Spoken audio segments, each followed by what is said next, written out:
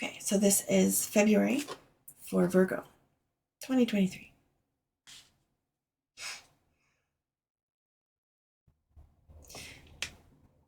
I get that there's some decisions, very, very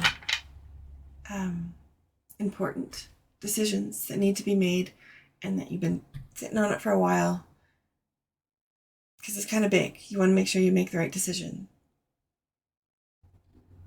Taking some time in nature, waterfalls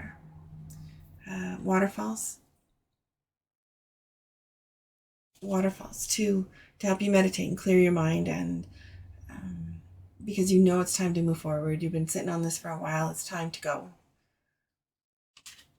Heart, making the decision with your heart, because too many decisions are made with your head.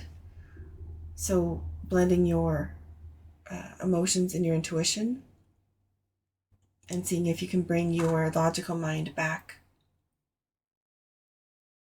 to be the secondary, to be the confirmation. Because sometimes the heart makes a weird decision, it doesn't make any sense, and your intuition is, oh, I just know that, right? But why? Where did that even come from? So having a backup, using your logical mind as a backup to your decision instead of the first.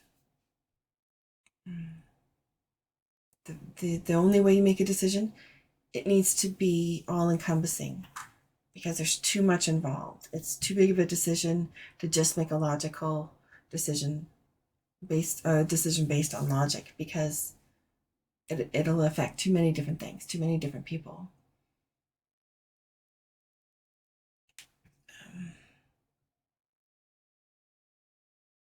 It's not just you in this decision, but you feel like it's all up to you.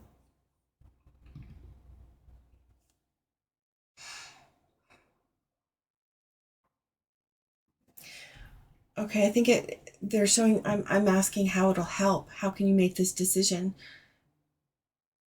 And they're showing me writing it out, making a pros and cons kind of sheet, and then sitting with each one. How will this look? How will this feel? How will this affect people? But by breaking it down logically, and then sitting with it emotionally and intuitively, trying to figure it out that way, it'll make it a lot easier. Checks and balances. You're very, very good at that already. Sometimes there's too much chaos involved, because you let other people's, no, that's not right. It feels like I can let the chaos involved when I let my heart involved. That's why I don't want to use my heart. My emotions never seem to make the right decisions, so I'm going to make the decisions logically. And then this is about combining everything and taking everybody's opinions, what they think you should do, how they think you should feel,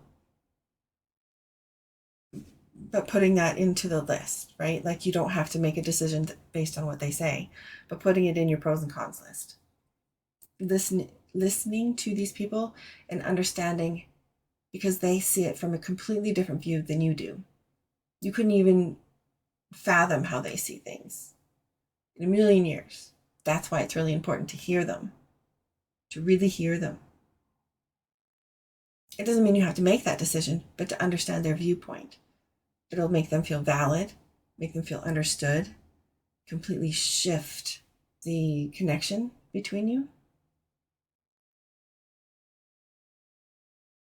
And even if it's not this big thing that happens, it'll make them smile.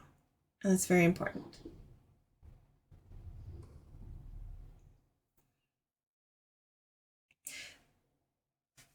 February just feels like this decision, that's all I can see.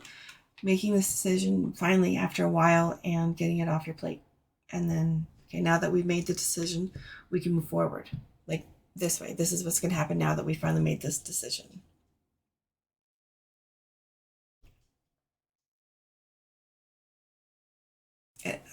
accepting what will happen and growing. A lot of growth, a lot of inner work. It feels like,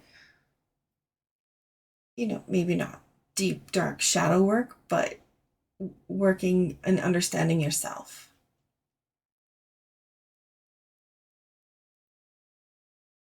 It feels like a very good month, though, like a very good cleansing.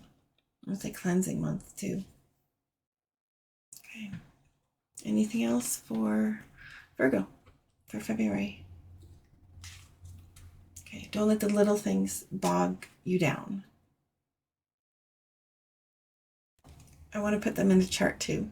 Okay, all these little things that are draining my energy, I'm going to put them in a chart and I'll deal with them, check them off one by one. These little stressors. We'll get rid of them. Don't worry. Don't let them overwhelm you. You got this. You got this. You got this. Yep, that's it. That's it for February for Virgo.